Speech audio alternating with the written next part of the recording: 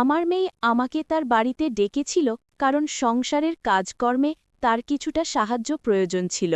আমি সেখানে গেলে জামাই আমাকে খুব আন্তরিকতার সাথে স্বাগত জানালো। মনে হলো আমার মেয়ের থেকে জামাই বেশি খুশি হয়েছে আমাকে আসতে দেখে। এক রাতে যখন সবাই বিশ্রাম নিচ্ছিল, আমার জামাই আমার পাশে এসে বসল এবং বলল, মা, আপনার মেয়ে আজকাল আমাকে কোনো সময় দেয় না। সংসারের দায়িত্ব, কাজের চাপে সে খুবই ক্লান্ত হয়ে পড়ছে। এখন আপনি আমার শেষ ভরসা। কিছু বোঝার আগেই জামাই আমাকে, আমি ৪০ বছর বয়সী একজন মহিলা। আমি আগে থেকেই অনেক সুন্দর ছিলাম, যা আমি এখনও ধরে রেখেছি। আমাকে দেখলে কেউ বুঝতেই পারে না আমার বয়স ৪০। এই বয়সেও আমি সবসময় মডার্ন ড্রেস পরে থাকতাম। এই কারণে হয়তো আমার মেয়ের জামাই আমাকে অনেক পছন্দ করত।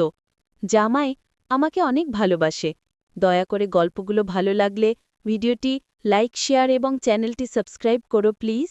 একদিন মেয়ে প্রিয়া ফোন করে বলল, মামা, তুমি এলে ভালো হয়, তোমার রান্না করা সবজি খেতে ইচ্ছে করছে। আমি ওদের বাড়িতে পৌঁছাতেই জামাই আন্তরিকভাবে স্বাগত জানালো।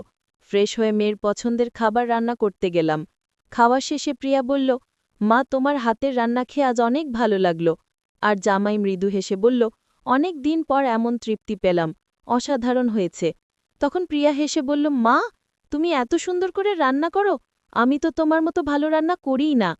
আমি দুজনকেই শান্ত করে বললাম, আরে বাবা, ছোটখাটো কথা নিয়ে এত চিন্তা করো না, পরিবারে মজাটা চলতেই থাকে। খাওয়া শেষ হওয়ার পরও প্রিয়া তার ঘরে চলে গেল বিশ্রাম নিতে, আর জামাই আমাকে সাহায্য করার জন্য রান্নাঘরে এলো বাসনপত্র ধুতে। সে আমার দিকে হেসে বলল, শাশুড়ি মা, আপনার রান্নায় সত্যিই জাদু আছে, আজকের খাবারটা একেবারে মন ভরিয়ে দিল। আমি কিছুটা লজ্জা পেলাম, আর এই বাড়িতে আসছি থেকেই জামাই যেন আমার পিছন ছাড়ছেই না, তাই আমি কিছুটা অস্বস্তিতে পড়েছিলাম। আমি যখন আমার মেয়ের বাড়িতে এলাম, তখন দেখলাম কিছু যেন ঠিকঠাক নেই। প্রিয়া আর তার স্বামী কুণালের মধ্যে একটা দূরত্ব কাজ করছে। প্রথমে বিষয়টি খুব একটা গুরুত্ব দিইনি, ভাবলাম হয়তো কাজের চাপ বা অন্য কিছু নিয়ে ব্যস্ত। কিন্তু পরের ৩ দিন ধরে লক্ষ্য করলাম রাতের বেলায় তাদের ঘর থেকে চাপা গলার আওয়াজ আসছে, যা আমাকে উদ্বিগ্ন করল। একদিন কফির অজুহাতে প্রিয়ার রুমে গেলাম। সেখানে গিয়ে দেখলাম প্রিয়া মোবাইল নিয়ে খুব ব্যস্ত, আমার সঙ্গে কথাও বলছে না। আমি তার হাত ধরলাম আর মোবাইলটা সরিয়ে রেখে বললাম, মা, তুমি কি আমার সঙ্গে একটু কথা বলবে? প্রিয়া মোবাইলটা রেখে মৃদু হাসল। তারপর বলল, মা, বল, কি বলবে? আমি বললাম, গত কয়েকদিন ধরে তোমাদের মধ্যে কিছু সমস্যা দেখছি, সব ঠিক আছে তো? তোমাদের সম্পর্কে যত্ন নেওয়া খুব জরুরি। জীবনের অনেক সময় একসাথে কাটাতে হবে, তাই ছোটখাটো বিষয়ে মনোমালিন্য যেন বড় কিছুতে পরিণত না হয়। প্রিয়া কিছুক্ষণ চুপ থেকে বলল, মা, আসলে সমস্যা কুণালের সঙ্গে। ও সবসময় ঝগড়া শুরু করে, আমি কখনো কিছু বলি না। আমি প্রিয়াকে বললাম, সম্পর্কে কথা বলা খুব জরুরি। একের অপরের কথা শুনলে অনেক সমস্যা মিটে যায়। আশা করি তোমরা দুজনেই এটা নিয়ে ভাববে। রাতের খাবারে প্রিয়া আমার দিকে তাকিয়ে বলল, মা, আপনি জানেন আমি কতটা ক্লান্ত? প্রতিদিন ট্রেনের দীর্ঘ যাত্রা, তারপর দেরি করে বাড়ি ফেরা। এখন আপনি আছেন বলে কিছুটা স্বস্তি পাচ্ছি, নইলে এত কাজ সামলে বিশ্রামের সুযোগই পেতাম না। তার কথায় আমি বুঝলাম যে প্রিয়া অনেক দিন ধরে খুব ক্লান্ত, আর জামাই হয়তো তার কাজের কারণে ঠিকভাবে খেতে পারছিল না। এটা ভেবে মনে হলো ওরা আমাকে কয়েকদিনের জন্য ডেকেছে, যাতে আমি এসে কিছুটা হালকা করতে পারি। এদিকে জামাইও কিছুটা ব্যস্ত ছিল। যেদিন আমি প্রিয়ার সাথে কথা বলছিলাম, সেদিন সন্ধ্যায় হঠাৎ জামাই বাড়ি ফিরল। আমি হাসি মুখে বললাম, আজ তাড়াতাড়ি এসেছ, ভালো হয়েছে। কিন্তু জামাই বলল, না মা, আজ আমার বসের ৫০তম জন্মদিন, আর ৫ তারকা হোটেলে একটা বড় পার্টির আয়োজন হয়েছে। সেখানে আমরা বিশেষভাবে আমন্ত্রিত। শুধু আমরা নয়, পুরো পরিবারকেই ডাকা হয়েছে, তাই আপনাকেও আমাদের সাথে যেতে হবে। প্রিয়াও যোগ করে বলল, মা, তুমি বাসায় একা বসে কি করবে? তুমি তো এখানে এসেছ আমাদের সাথে, চলো, একটু আনন্দ করবে। আমি প্রথমে রাজি হচ্ছিলাম না, কিন্তু ওরা দুজন পীড়াপিড়ি করতে থাকল। শেষে ভাবলাম, সত্যিই তো, একটু বাইরে যাওয়া যাক। আমিও ওদের সাথে পার্টিতে যাওয়ার জন্য প্রস্তুতি নিলাম। আমি রাজি হয়ে আমার প্রিয় গোলাপি শাড়িটা পরে নিলাম। যখন আমি রেডি হয়ে বেরোলাম, জামাই কুণাল মুচকির এসে বলল, মা, আজ তোমাকে শাশুড়ি বলতে লজ্জা লাগছে, তোমাকে তো নায়িকার মতো লাগছে। আমি হেসে বললাম, আরে, বেশি প্রশংসা করতে নেই। জানি না কেন জামাই এখন এভাবে কথা বলছে। কিছুক্ষণ পর আমরা সবাই পার্টিতে পৌঁছালাম। সেখানে জামাইয়ের বস এসে আমাদের সঙ্গে দেখা করলেন। আমাকে দেখে তিনি অবাক হয়ে জামাইকে বললেন, তোমার মা এত সুন্দর? বসের কথা শুনে জামাই হেসে বলল, হ্যাঁ, আমার মা আসলেই দারুণ। তার এই কথায় সবাই হেসে ফেলল, আর জামাই গর্বের সঙ্গে বলল, আমার মা সবসময় অনন্য। তবে পার্টির কিছু সময় পর প্রিয়া একটু বিরক্ত মনে হচ্ছিল। সে আমার কাছে এসে বলল, মা, এত সাজগোজ করার দরকার নেই। তুমি সবসময় সুন্দর, কিন্তু তোমার বয়স অনুযায়ী থাকতে শেখো। তার কথায় আমি একটু অবাক হলাম, তবে কিছু বলিনি। ভাবলাম হয়তো ও ক্লান্ত, তাই কিছুটা বিরক্ত। আমি ওদেরকে ছেড়ে আমার ঘরে চলে এলাম। রাতে ফ্রেশ হয়ে একটা আরামদায়ক সুন্দর পোশাক পরে ঘুমানোর প্রস্তুতি নিলাম। আমি বডি লোশন লাগাচ্ছিলাম, তখন দরজায় হঠাৎ টোকা পড়ল। দরজা খুলি দেখি আমার জামাই দাঁড়িয়ে। সে বলল, শাশুড়ি মা, আমি কি ভিতরে আসতে পারি? আমি হাসি বললাম, এটা তোমারই বাড়ি, অনুমতি নেবার দরকার নেই, যখন ইচ্ছে আসতে পারো।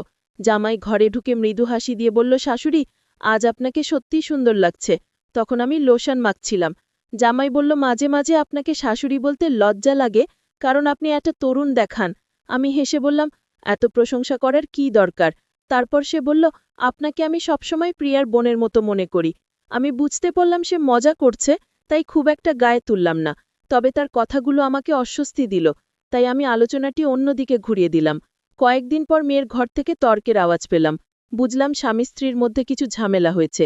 একটু পরে জামাই আমার কাছে এসে জিজ্ঞেস করল, শাশুড়ি, বিয়ের পর স্বামী স্ত্রীর মধ্যে কেমন সম্পর্ক থাকা উচিত? কিভাবে একজন স্ত্রী তার স্বামীকে খুশি রাখতে পারে? আপনার মেয়েকে একটু বুঝান। আমি তার কথা মনোযোগ দিয়ে শুনলাম এবং শান্তভাবে বললাম, জামাই, সম্পর্কের মধ্যে বোঝাপড়া আর সম্মান থাকা খুব জরুরি। কাজের চাপের কারণে অনেক সময় আমাদের ক্লান্তি আসে, তবে তোমাদের দুজনের একসঙ্গে সময় কাটানো দরকার। আমি বুঝলাম যে আমার মেয়ে আমার জামাইকে হয়তো সময় দেয় না। তোমরা কিছুদিনের জন্য কোথাও বেড়াতে যাও, সব ঠিক হয়ে যাবে। জামাই বলল, আমি সবকিছু করতে প্রস্তুত, কিন্তু প্রিয়া যদি ছুটি নিতে পারে তাহলে আমরা কোথাও ঘুরতে যেতে পারি। আমি তার হাতে পানির গ্লাস তুলে দিলাম এবং তাকে বোঝানোর চেষ্টা করলাম। হঠাৎ সে আমার দিকে তাকিয়ে বলল, শাশুড়ি, আপনি সত্যিই খুব সুন্দর, এমনকি আপনার বয়সও বোঝা যায় না। আমি তার কথা শুনে হেসে বললাম, ধন্যবাদ। জামাই বলল, আমি কিছু ভুল বলছি না, সত্যিটাই বলছি। প্রিয়া এখন ক্লান্ত থাকে, কিন্তু আপনি এখনও তরুণ দেখান। আমি তাকে বুঝিয়ে বললাম, এখন অনেক রাত, তোমার উচিত বিশ্রাম নেওয়া। প্রিয়া যদি এখানে এসে দেখে, ওর আরও খারাপ লাগবে। জামাই প্রতি রাতে আমার ঘরে আসত আর অনেকক্ষণ করে আমার ঘরে থাকত। অবশেষে আমি তাকে রুম থেকে বের করে দিলাম, আর মনে মনে ভাবলাম পরিস্থিতিটা যেন আর বাড়তি না হয়। পরের দিন সকালে জামাই অফিস থেকে ফিরেই বলল, শাশুড়ি, কাল আমাকে 2টো টিফিন প্যাক করে দেবেন। আমার বন্ধুরা আপনার রান্নার প্রশংসা করে, এমনকি আমার বসও বলেছে যে আপনার রান্না দারুণ। তার কথা শুনে আমি হেসে বললাম, ঠিক আছে, আমি কাল তোমার জন্য টিফিন বানিয়ে দেব। এরপর প্রিয়া আমার দিকে তাকিয়ে বলল, মা, তুমি আমাকে তোমার সাথে বাড়িতে নিয়ে যাবে? এখানে কিছুদিন থেকে তোমার কাছে যেতে মন চাইছে। প্রিয়া রাগান্বিতভাবে বলল, মা, তোমাকে তোমার বয়স অনুযায়ী চলতে হবে, তুমি আর আগের মতো নেই। কথাটা শুনে আমি কিছুক্ষণ চুপ থাকলাম, কিন্তু মনে মনে খুব কষ্ট পেলাম। মনে হলো যেন আমার নিজের মেয়ে আমাকে হুকুম দিচ্ছে। অবশেষে আমি বললাম, প্রিয়া, সেদিন তোমাকে ছোট মনে করে কিছু বলিনি, কিন্তু এখন তোমার কথা একটু বাড়াবাড়ি হচ্ছে। মনে রেখো, আমি তোমার মা, আমার সঙ্গে কথা বলার সময় শালীনতা বজায় রাখবে। আমি জানি আমার জীবনধারা হয়তো তোমার পছন্দ নয়, কিন্তু আমি যেমন আছি তেমনই থাকব। তুমিও যদি তোমার আচরণে কিছু পরিবর্তন করো, তাহলে সম্পর্কগুলো আরো ভালো হবে। কিছুক্ষণ পর আমি রান্নাঘরে চলে গেলাম মনটা শান্ত করার জন্য। খাওয়ার সময়ও তেমন কিছু বলিনি।